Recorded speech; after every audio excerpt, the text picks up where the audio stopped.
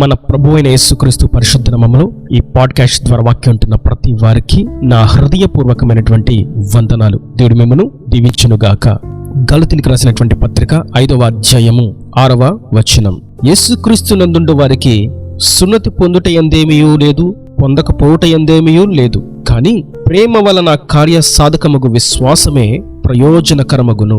చదివినటువంటి వాక్య భాగంలో సున్నతి పొందుట యందు గాని పొందకపోవుట యందు గాని ఏమీ లేదు, గాని మీ యొక్క విశ్వాసము ప్రేమతో కూడినదై ఉండాలి మరియు మీ ప్రేమలో విశ్వాసము ఉండాలి అని ప్రేమ మరియు విశ్వాసము అనేటువంటి రెండు విషయాలను కలగలిపి పరిశుద్ధాత్ముడు నేడు మనతో సెలవిస్తున్నటువంటి అమూల్యమైనటువంటి వాక్కు. పాత నిబంధన ధర్మశాస్త్రము ప్రకారము సున్నతి పొందాలి అని కొందరు బలోపేతం చేస్తూ ఉంటే, మరికొందరు అక్కరలేదు, క్రీస్తునందున్న వారు నూతన సృష్టి, ధర్మశాస్త్రము కొట్టివేయబడి ఉన్నది, ఇదిగో సమస్తమును నూతనంగా ప్రభు చేసి ఉన్నారు కనుక ఆయన యందు విశ్వాసం ఉంచి నోటితో ఒప్పుకొని ఆయనను అనుసరించిన ఎడల మనము నీతిమంతులుగా ఉచితంగా మార్చబడతామని మరికొందరు మాట్లాడుతూ ఉన్నారు. ఈ సందర్భంలో సంఘములో వెలువడినటువంటి సందిగ్ధమును గుర్తించి పౌలు ఆత్మపూర్ణుడిగా తెలియచేస్తున్నటువంటి మాట, మీరు సున్నతి పొందిన ఎడల సమస్య ఏమీ లేదు. ఒకవేళ సున్నతి పొందకపోవటం వలన మీకు వచ్చిన నష్టమేమీ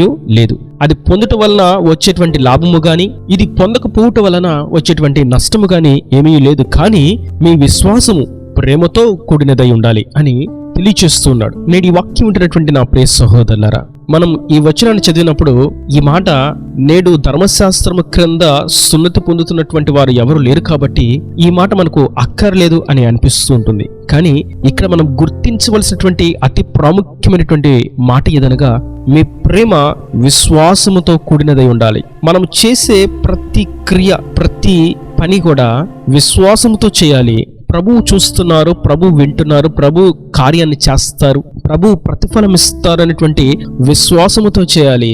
ఈ విశ్వాసం వల్ల అనేటువంటి క్రియ దేవుని దృష్టికి విలువైనది. విశ్వాసము లేకుండా దేవునికి ఇష్టడుగా ఉండట అసాధ్యము. కాబట్టి విశ్వాసం అనేది చాలా ప్రాముఖ్యమైనటువంటి అంశము క్రైస్తవ జీవితంలో. ఇంకా మాట్లాడితే క్రీస్తునందు విశ్వాసం ఉంచిన వారందరినీ విశ్వాసులు అని అంటారు. దాని యొక్క అర్థం, ఆయన త్వరలో మా కొరకు రానయ్యున్నాడు, ఈ తుచ్చమైన, ఈ వ్యర్థమైన, ఈ మట్టి దేహము నుండి మమ్మల్ని విమోచించి నిత్య రక్షణకు మమ్మల్ని పాత్రులుగా చేసి ఆయన ఉండు నిత్య రాజ్యానికి వారసులుగా మమ్మను మారుస్తాడు అనేటువంటి విశ్వాసం, ఆయన మేఘారుడై తన జనులను కొనిపోతాడు అనేటువంటి విశ్వాసం, నిత్య నరకం నుండి తప్పించి నిత్యత్వంలోనికి తీసుకొని పోతాడు అనేటువంటి విశ్వాసం. ఈ విశ్వాసం ఉన్నటువంటి బట్టియే క్రీస్తును అంగీకరించిన వారికి కలిగినటువంటి నామకరణము విశ్వాసులు.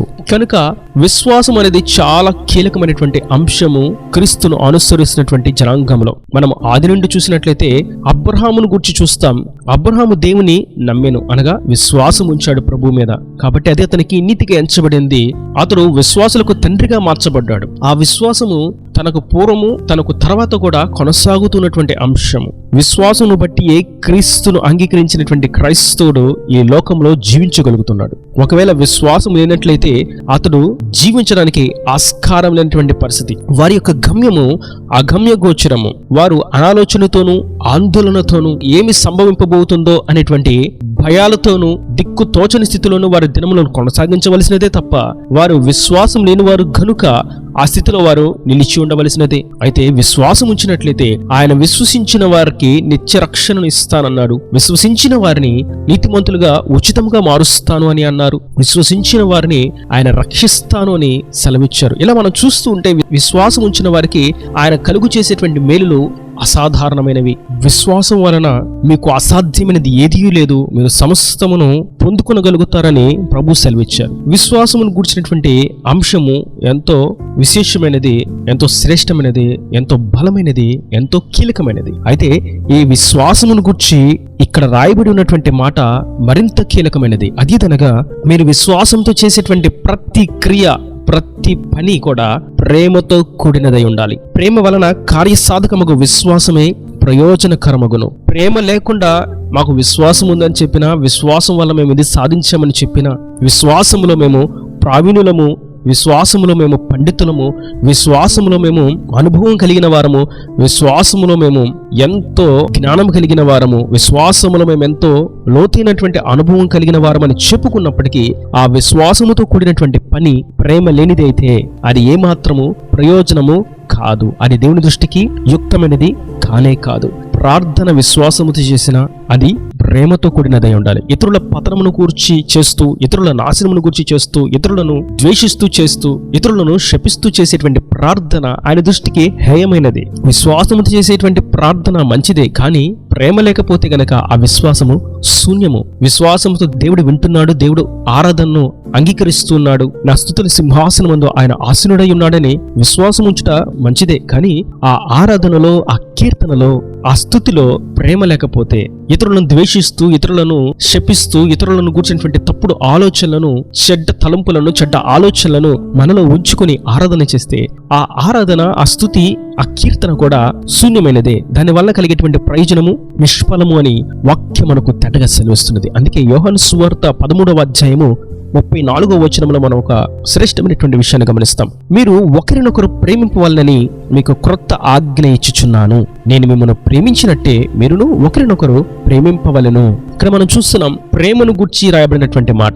సాక్షాత్తు ప్రభువే శరీరధారగా ఈ భూమి మీద సశరీరుడిగా సంచరిస్తున్న సమయంలో ఆయన తెలియజేసినటువంటి బలమైన బరువైనటువంటి మాట. మీకు ఒక క్రొత్త ఆజ్ఞని ఇస్తున్నాను, అదేదనగా మీరు ప్రేమ కలిగి ఉండండి. నేను మిమ్మల్ని ప్రేమించినట్లు మీరు ఒకరినొకరు ప్రేమించుకునండి. ఈ సహోదర ప్రేమతో, ఈ దైవిక ప్రేమతో, ఈ భక్తి కలిగినటువంటి ప్రేమతో, ఈ సహనము కలిగినటువంటి ప్రేమతో మీరు ముందుకు సాగినట్లయితే ఆ ప్రేమ వల్ల చేసేటువంటి ప్రతిక్రియ కూడా మీకు ప్రయోజనకరంగా ఉంటుంది. మీరు ఆ ప్రేమతో విశ్వాసం ఉంచిన, ఆ ప్రేమతో ప్రార్థన చేసిన, ఆ ప్రేమతో మీరు కానుక ఇచ్చిన, ఆ ప్రేమతో మీరు పరిచర్య చేసిన, ఆ ప్రేమతో మీరు ఆరాధన చేసిన, ఆ ప్రేమతో మీరు వాయిద్యాలే వాయించిన, ఆ ప్రేమతో మీరు ప్రయాణాలే చేసిన, ఆ ప్రేమతో మీరు మందిరాలే కట్టిన, అది ప్రయోజనకరం అవుతుంది. అది మీకు దీవెనకరంగా మార్చబడుతుంది, అది మీకు ఆశీర్వాదకరంగా మార్చబడుతుంది. ఒకవేళ ప్రేమ లేనట్లయితే మీరు చేసేటువంటి ప్రతిక్రియ ప్రయోజనకరము కాదు అని వాక్యం మనకు తేటగా సెలవిస్తుంది. నేటి వాక్యం ఉంటున్నటువంటి నా ప్రియ సహోదరులారా, మనం ఎంత విశ్వాసం ఉంచినప్పటికీ, మనం ఎప్పటి నుంచో భక్తిలో ఉన్నప్పటికీ, మనం ఎంతో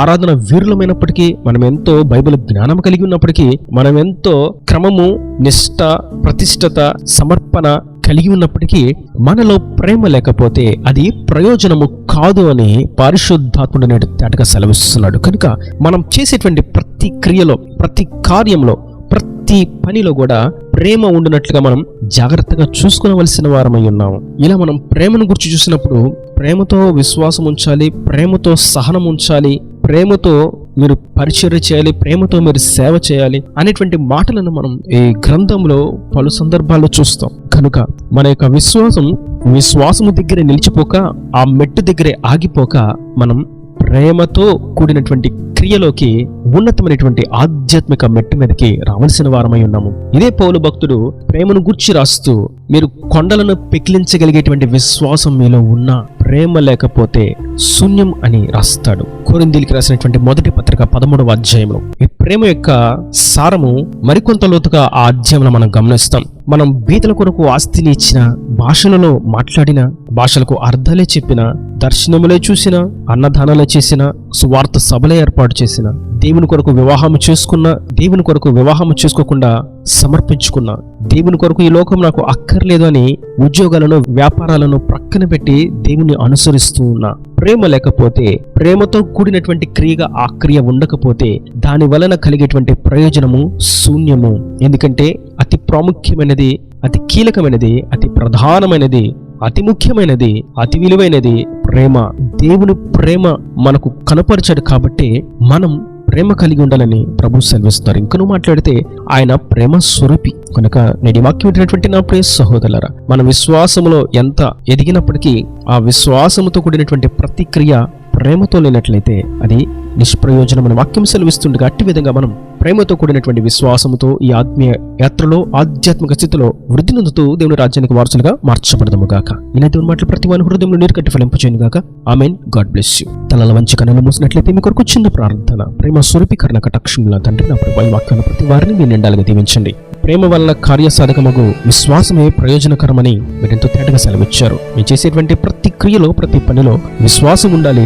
ఆ ఆ విశ్వాసం ఎంతో ప్రాముఖ్యమైనది, కానీ అంతకంటే ప్రాముఖ్యమైనది ఆ విశ్వాసం ప్రేమతో కూడినదై ఉండాలని ఎంతో లోతైనటువంటి విషయాన్ని తెలియజేసి ఉండగా ఈ వాక్యం ప్రతి వారికి మెత్తట ప్రేమ కలిగి వారి క్రియలో ఉన్నట్టు కృప దయచేయండి. విశ్వాసం ఇంకా ముందుకు సాగుటకు సహాయం అనుగ్రహించండి. ఇంకా వారి ప్రతి అవసరతను అక్కరను నీ మహిమను తీర్చి నీ రాకడ రాజ్యాన్ని సిద్ధపరచమని యేసు పరిశుద్ధ నామమున ప్రార్థించి పెట్టుకుంటున్నాను తండ్రి. ఆమేన్, ఆమేన్.